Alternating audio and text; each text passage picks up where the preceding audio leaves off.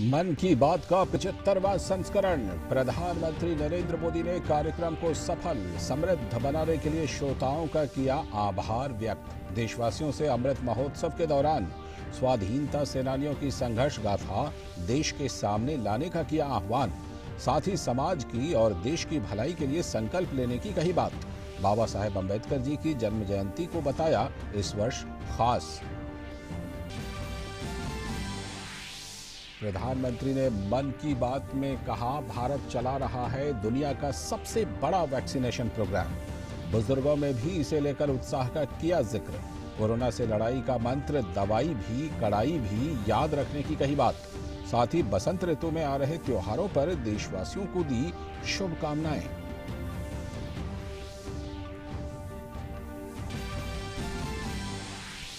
प्रधानमंत्री ने विकसित हो रहे कृषि के क्षेत्र में परंपरागत विकल्पों के साथ साथ आधुनिकता और नवाचार के महत्व पर दिया जोर। मधुमक्खी पालन का दिया उदाहरण। कहा, मधुमक्खी पालन बन रही है देश में शहद क्रांति का आधार।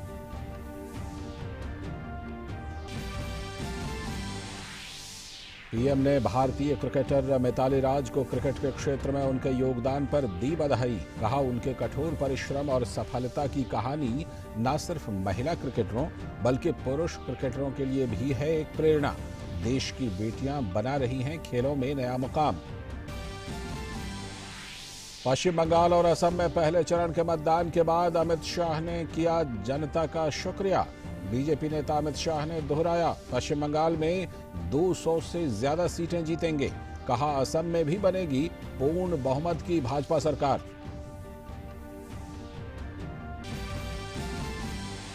चुनावी राज्यों में दूसरे चरण के चुनावों के लिए प्रचार तेजी से जारी। रक्षा मंत्री राजनाथ सिंह ने तिरुवनंतपुरम में की प्रेस वार्ता। केरल में रोड शो और जनसभाओं को किया संबोधित। उधर कांग्रेस नेता राहुल गांधी की भी आज तमिलनाडु में चुनावी जनसभा। और खेल की खबरों में पुणे में एक दिवसीय अंतर्राष्ट्रीय क्रिकेट मैच में भारत और इंग्लैंड के बीच निर्णायक मुकाबला जारी। अच्छी शुरुआत के बाद लड़खड़ाई भारत की पारी। इंग्लैंड के स्पिनर्स भारतीय बल्लेबाजों पर हुए हावी। नमस्कार, हिंदी समाचारों के इस बुलेटिन में आप सभी का स्वागत है। आप देख रहे हैं डीडी न्यूज। मैं हूं लाल चंद्र सिंह। देखते हैं खबरों को विस्तार से। प्रधानमंत्री नरेंद्र मोदी ने आज देशवासियों के साथ अपने मन की बात कार्यक्रम के जरिए तमाम विषयों पर अपने विचार साझा किए। इस कार्यक्रम के 75वें संस्करण को संबोधित करते हुए प्रधानमंत्री ने अमृत महोत्सव कार्यक्रम का जिक्र किया और कहा कि स्वाधीनता सेनानियों की संघर्षों के किस्से देश की आने वाली पीढ़ियों के लिए प्रेरणादायी हैं।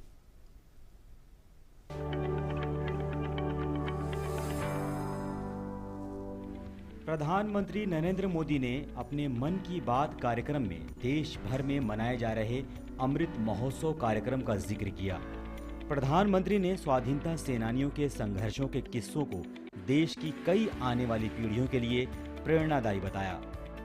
किसी स्वाधीनता सेनानी की संघर्ष गाथा हो, किसी स्थान का इतिहास हो, देश की कोई सांस्कृतिक कहानी हो, अमृत महोत्सव के दौरान आप उसे देश के सामने ला सकते हैं। देशवासियों को उससे जोड़ने का माध्यम बन सकते हैं। आप देखिएगा, देखते ही देखते अमृत महोत्सव ऐसे कितने ही प्रेरणादायी अमृत बिंदुओं से भर जाएगा और फिर ऐसी अमृत धारा बहेगी जो हमें भारत की आजादी के 100 वर्ष तक प्रेरणा देगी, देश को नई ऊंचाई पर ले जाएगी, कुछ न कुछ करने का जज्बा पैदा करेगी। प्रधानमंत्री ने देशवासियों को दिए गए संबोधन में गीता उपदेश के माध्यम से निष्ठापूर्वक अपने कर्तव्यों का पालन करने की बात कही। आजादी की लड़ाई में हमारे सेनानियों ने कितने ही कष्ट इसलिए सहे क्योंकि वो देश के लिए त्याग और बलिदान को अपना कर्तव्य समझते थे। उनके त्याग और बलिदान की अमर गाथाएं अब हमें सतत कर्तव्य पथ के लिए प्रेरित करें। और जैसे गीता में भगवान कृष्ण ने कहा है, नियतम कुरु कर्म त्वम कर्म ज्यायो हकर्मणः, उसी भाव के साथ हम सब अपने नियत कर्तव्यों का पूरी निष्ठा से पालन करें। और आजादी का अमृत महोत्सव का मतलब यही है कि हम नए संकल्प करें। ऐसे में जब देश के कई हिस्सों में आज़ादी की स्मृतियां फिर से गूंज रही हैं, प्रधानमंत्री ने आज़ादी के अमृत महोत्सव के साथ स्वाधीनता सेनानियों की संघर्ष की गाथा को याद करके देशवासियों के भीतर देश के लिए कुछ नया कर गुजरने का हौसला जगाया है। उम्मीद है कि सरकार के ऐसे प्रयासों से देशवासियों के जीवन में नई ऊर्जा का संचार होगा। Bureau report, DD news.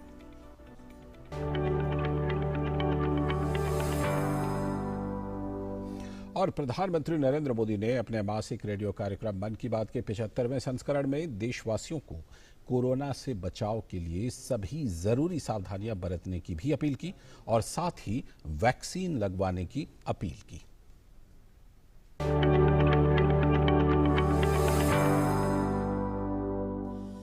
ऐसे वक्त में जब पूरी दुनिया कोरोना महामारी का दंश झेल रही है, प्रधानमंत्री नरेंद्र मोदी ने अपनी मन की बात कार्यक्रम में कोरोना के खिलाफ जारी जंग में पूरी शिद्दत के साथ जुटे स्वास्थ्य कर्मियों के जज्बे को सलाम किया। देश के कोरोना योद्धाओं के समर्पण की भावना की सराहना करते हुए प्रधानमंत्री ने कहा कि देश ने जिस तरह से कोरोना योद्धाओं का सम्मान किया, उससे इस संकट के वक्त में उनका हौसला बढ़ा और वे अपनी जिम्मेदारियों का बखूबी निर्वहन कर पाए।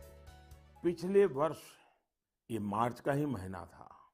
देश ने पहली बार जनता कर्फ्यू शब्द सुना था, लेकिन इस महान देश की महान प्रजा की महाशक्ति का अनुभव देखिए। जनता कर्फ्यू पूरे विश्व के लिए एक अचरज बन गया था। अनुशासन का ये अभूतपूर्व उदाहरण था। आने वाली पीढ़ियां इस एक बात को लेकर के जरूर गर्व करेगी। उसी प्रकार से हमारे कोरोना वॉरियर्स के प्रति सम्मान, आदर, थाली बजाना, ताली बजाना, दिया जलाना, आपको अंदाज नहीं है कोरोना वॉरियर्स के दिल को कितना छू गया था वो। और वही तो कारण है जो पूरी साल भर वे बिना थके, बिना रुके डटे रहे। भारत में चल रहे दुनिया के सबसे बड़े टीकाकरण अभियान को लेकर देश के हर वर्ग, खासकर वरिष्ठ नागरिकों में खासा उत्साह देखा जा रहा है। प्रधानमंत्री ने लोगों से बढ़ चढ़कर टीका लगवाने की अपील की। आज भारत दुनिया का सबसे बड़ा वैक्सीनेशन प्रोग्राम चला रहा है। वैक्सीनेशन प्रोग्राम के तस्वीरों के बारे में मुझे भुवनेश्वर के पुष्पा शुक्ला जी ने लिखा है। उनका कहना है कि घर के बड़े बुजुर्गों में वैक्सीन को लेकर जो उत्साह दिख रहा है, उसकी चर्चा मैं मन की बात में करूं। साथियों, सही भी है। देश के कोने कोने से हम ऐसी खबरें सुन रहे हैं, ऐसी तस्वीरें देख रहे हैं जो हमारे दिल को छू जाती हैं। यूपी के जौनपुर में 109 वर्ष की बुजुर्ग मां राम दुलैया जी ने टीका लगवाया है। ऐसे ही दिल्ली में भी 107 साल के केवल कृष्ण जी ने वैक्सीन की डोज ली है। हैदराबाद में 100 साल के जय चौधरी जी ने वैक्सीन लगवाई और सभी से अपील भी है कि वैक्सीन जरूर लगवाएं। ऐसे में जब देश में कोरोना के मामले फिर से बढ़ रहे हैं, प्रधानमंत्री ने लोगों से अपील की कि लोगों को दवाई भी और कड़ाई भी का मंत्र अपनाना चाहिए। साथ ही उन्होंने सभी देशवासियों से कोरोना संक्रमण को खत्म करने के लिए सभी जरूरी सावधानियां बरतने की भी अपील की। Bureau report, DD news.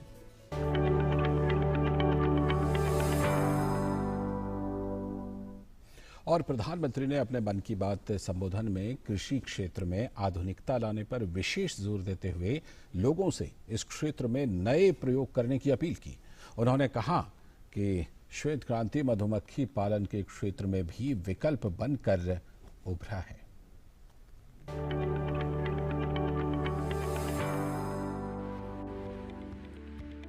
प्रधानमंत्री नरेंद्र मोदी ने अपने मन की बात कार्यक्रम में कृषि क्षेत्र में आधुनिकता लाने पर विशेष जोर देते हुए इसे समय की मांग बताया।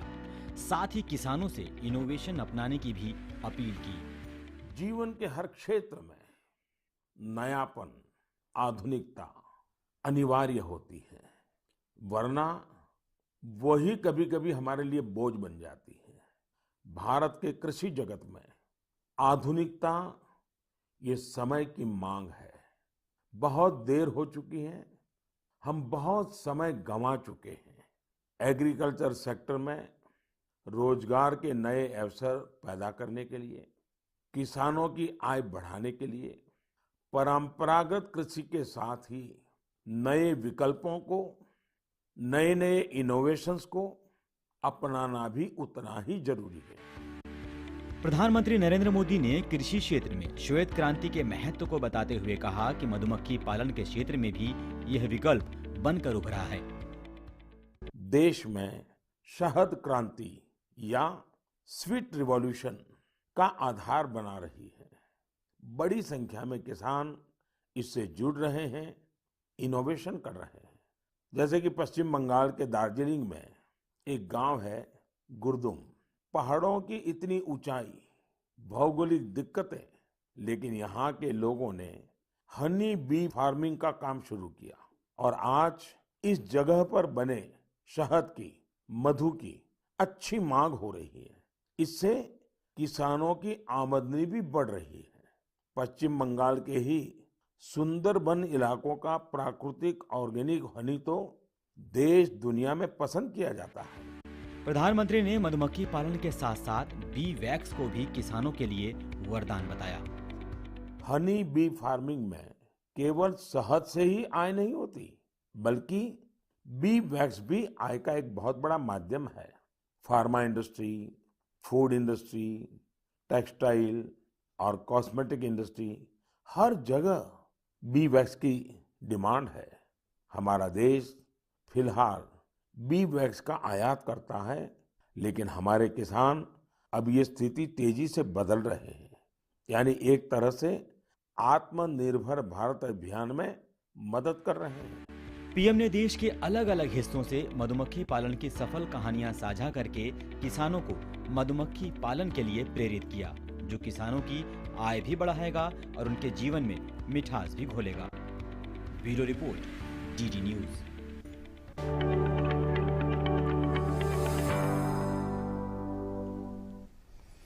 और रुख करते हैं कुछ और खबरों की तरफ। केंद्रीय गृह मंत्री अमित शाह ने दिल्ली में प्रेस वार्ता को संबोधित करते हुए कहा कि असम और पश्चिम बंगाल में मतदान शांतिपूर्ण और सकारात्मक हुआ है और उन्हें विश्वास है कि भाजपा 200 से भी ज्यादा सीटों के साथ पश्चिम बंगाल में सरकार बनाएगी और असम में भी पूर्ण बहुमत के साथ सरकार बनाएगी।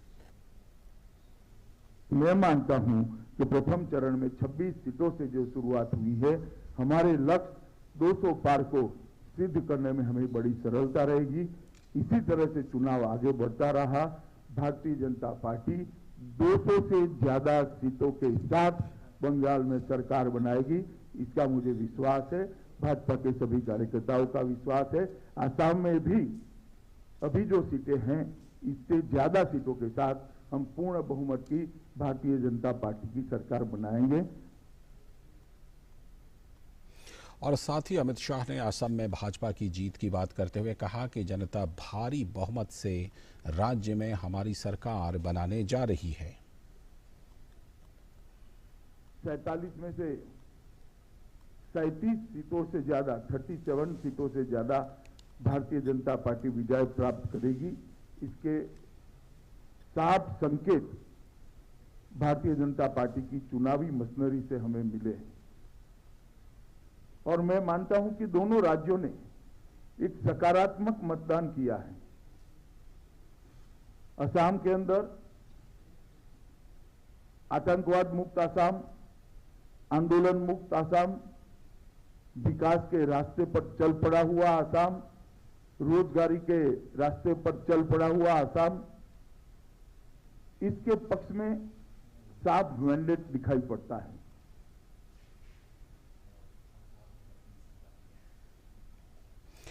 और उधर केरल के कोट्टायम में वरिष्ठ भाजपा नेता और केंद्रीय मंत्री राजनाथ सिंह ने कहा कि केरल में अगर हमारी सरकार बनती है तो हम यहां निश्चित रूप से लव जिहाद के खिलाफ कानून बनाएंगे। हर साल हम मछुआरों के बैंक खातों में 6,000 रुपए की राशि डालेंगे। साथ ही हाई स्कूल के छात्रों को मुफ्त में लैपटॉप देंगे।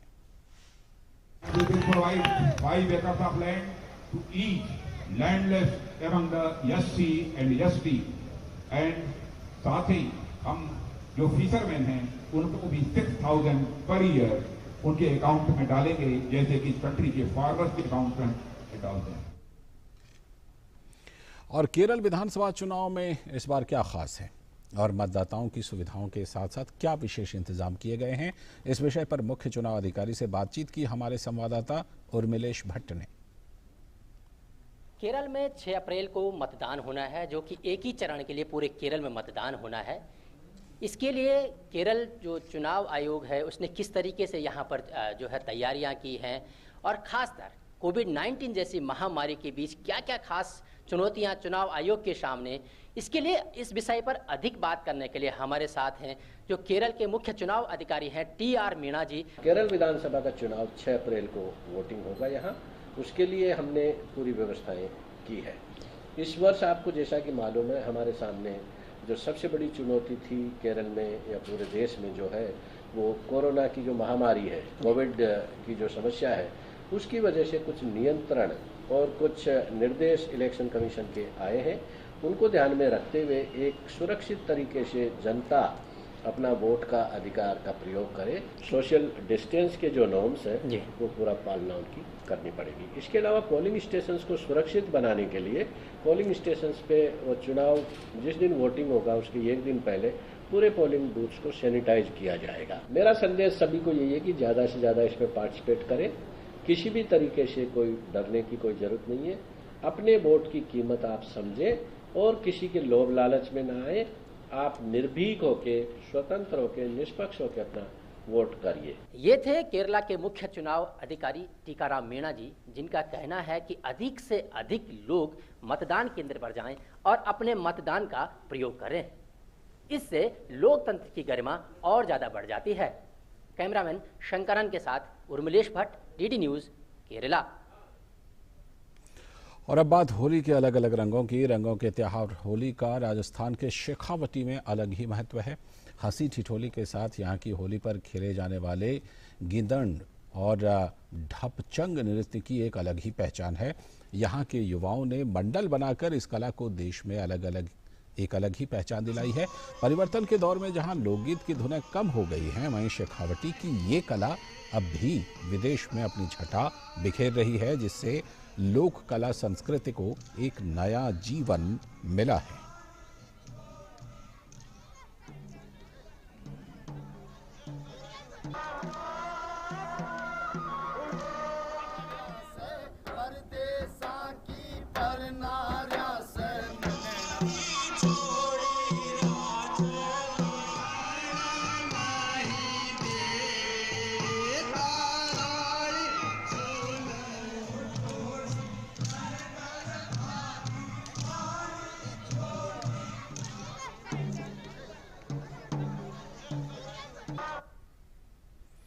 और अब बात सुरक्षित होली की। प्राकृतिक संपदाओं वाले सोनभद्र जिले के पहाड़ी अंचलों में पलास के फूल इन दिनों न सिर्फ आकर्षण के केंद्र बने हुए हैं, बल्कि ग्रामीण अंचलों की महिलाएं इससे रंग बनाकर अपनी आजीविका भी चला रही हैं।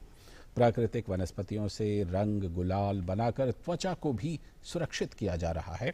महिलाओं के द्वारा बनाए जा रहे हर्बल रंग ऑनलाइन के जरिए भी खरीदे जा रहे हैं।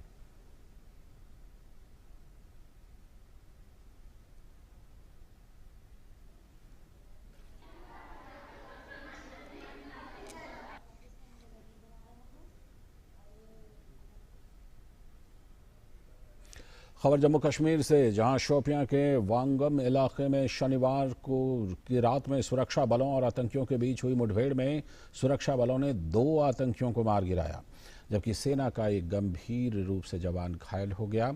घायल जवान को एयरलिफ्ट कर श्रीनगर के 92 बेस अस्पताल में भर्ती कराया गया है। मारे गए आतंकवादी के पास से M4 राइफल भी बरामद की गई है। इस बीच कुछ और आतंकियों के छिपे होने की सूचना पर सुरक्षा बलों का अभियान जारी है। और अब बात दांडी यात्रा की। पवन सलिला मां नर्मदे को नाव के जरिए पार कर दांडी यात्रा दल ने अंकलेश्वर में रात गुजारी और सुबह जसोद से होकर शाम को मैंगरोल की यात्रा पूरी की। जसोद में केरल के राज्यपाल आरिफ मोहम्मद खान पदयात्रियों के साथ जसोद तक की यात्रा में शामिल हुए और पदयात्रियों को महात्मा गांधी का जीवन संदेश सुनाया।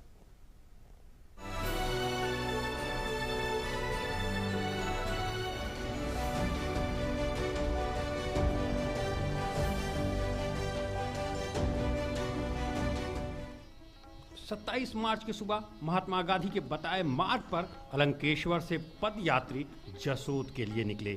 काफी संख्या में छोटे छोटे बच्चे गांधी जी के भेष में साथ चले। जगह जगह भव्य स्वागत हुआ। यात्रा में संख्या और भी बढ़ती चली गई जब केरल के राज्यपाल आरिफ मोहम्मद खान पद यात्रा में शामिल हो गए। जगह जगह बच्चे गांधी जी का रूप धारण कर पद यात्रियों के स्वागत में तैयार खड़े थे। जसोद पहुंचकर महामहिम ने कहा कि महात्मा गांधी ने दांडी यात्रा के जरिए देश में जो वातावरण तैयार किया था उसने पूरे ब्रिटिश साम्राज्य को हिला दिया। मेरी समझ से गांधी जी ने वो तरीके अपनाए जिसका आध्यात्मिक पहलू था और जिसमें नैतिक शक्ति, नैतिक बल, योगिक बल पैदा होता था। और दांडी यात्रा उसकी बेहतरीन मिसाल है। महामहिम ने कहा कि वर्षों से गुलामी झेले भारतीय समुदाय का आत्मबल और नैतिक बल टूट चुका था। ऐसी परिस्थिति में महात्मा गांधी ने देशवासियों के भीतर आध्यात्मिक चेतना पैदा की। राई जोरे खुदी से पर्वत, आत्मविश्वास और आत्मबल जो है वो राई को, सरसों के दाने को पर्वत की ताकत दे देता है। और अगर पर्वत ज़ौफ़ कहते हैं कमजोरी, मतलब अभाव, तो पर्वत ज़ौफ़े खुदी, अगर आत्मबल का अभाव हो तो पर्वत जो है उसकी हैसियत राई के दाने के बराबर भी नहीं रह जाती। महामहिम ने महात्मा गांधी के अहिंसा के सिद्धांत पर कहा कि अहिंसा का मतलब कायरता नहीं, अहिंसा के परमो धर्म को वही धारण कर सकता है जिसमें शक्ति हो, मानवता हो। उन्होंने जोर देकर कहा कि आज कोविड के इस दौर में भारत ने 70 देशों में वैक्सीन पहुंचाकर महात्मा गांधी के मानवता के सिद्धांत को आगे बढ़ाया है। दांडी यात्रा के जरिए महात्मा गांधी ने देशवासियों को नैतिकता और मानवता का ऐसा पाठ पढ़ाया कि पूरा देश गांधी के एक आह्वान पर उठ खड़ा हुआ और परिणाम हुआ कि अंग्रेज, जिनके राज में सूरज नहीं डूबता था, वो भारत छोड़ने को मजबूर हो गए। कैमरामैन कुलदीप शर्मा के साथ धीरज कुमार, डीडी न्यूज, भरूच।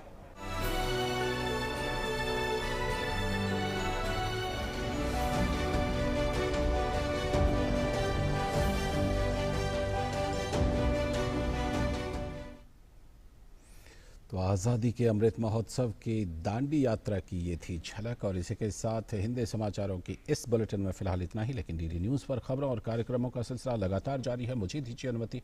नमस्कार।